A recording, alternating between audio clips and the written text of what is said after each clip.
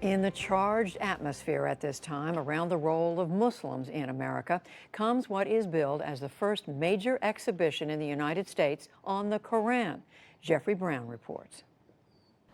This is one of the great highlights of the exhibition. It's a Quran from the early 14th century, from about 1330, signed by a great master called... Signed. Yeah.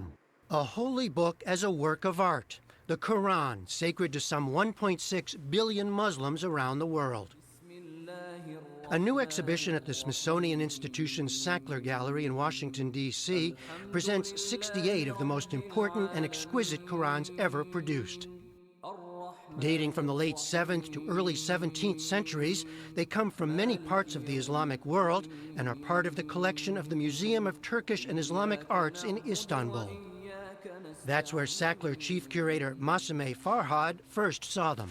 I realized that these were true works of art, that every single one of them was astounding in its sort of mastery of the calligraphy, of the styles, and also of the scale of the works. And that is something that, to me, was very important and motivated me in trying to organize this exhibition, because I thought it really shifted my perception of what these works are, and I'm hoping that it will also shift the perception of the visitors who come to the museum to see the exhibition.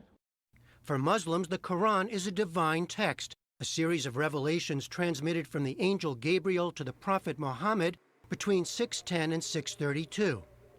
It includes references to earlier figures, including Abraham, Moses, and Jesus. The term itself means recitation. The Quran stems from an oral tradition, but the text was written down and codified in a fixed form not long after the death of Muhammad. Maria Dekake teaches Islamic religious thought and history at George Mason University. One of the things that's rather striking about the Quran when people read it for the first time is that it often takes a form of direct address. So it will say sometimes, "O you who believe." Sometimes it'll address all human beings, "O humankind." It is a series of moral exhortations, exhortations to virtue. It includes many stories of prophets before the time of Muhammad. It's an attempt to grab the listener or grab the reader, to wake them up, to make them think about their life, about the world around them. It's a lot of passages with rhetorical sentences, right? Did you not consider this? Didn't you think about this? How did you get here? This is looking good as well. The exhibition includes furniture, stands to hold manuscripts, and chests to store them. Many of these Qurans were originally commissioned and donated or collected by rulers. Early manuscripts on parchment feature plain ink and simple designs.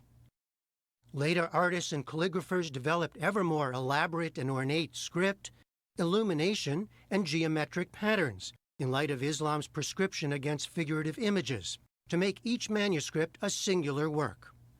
It's how they sort of use their individuality is really quite remarkable, and the greater master, the better they can sort of manipulate the style without breaking the rules, because you could not break the rules of a particular style of calligraphy, but you could sort of stretch them and sort of introduce your own sort of touch to a particular style or a particular type of writing. Some of these masters are well known to scholars, like the maker of this Quran, Abdullah Sarafi, who spent most of his life in Tabriz in northwestern Iran. What is remarkable about Abdullah Sarafi is the fact that he was able to write in more than one style of calligraphy, because usually most calligraphers specialized in one style and one particular size alone.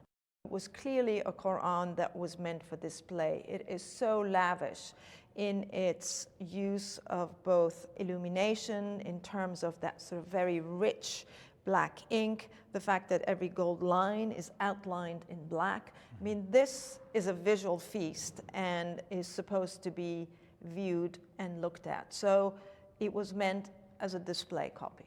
How long would it take to do something like this? Many years. Years for each one? For each one. Even amid a highly contentious and politicized atmosphere today concerning Muslims in America, the curators say this exhibition was long in the works and the timing is coincidental.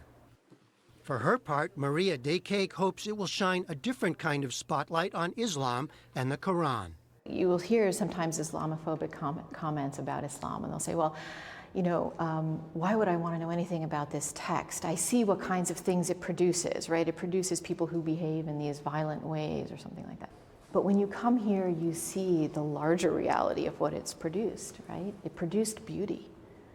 It produced scientific inquiry.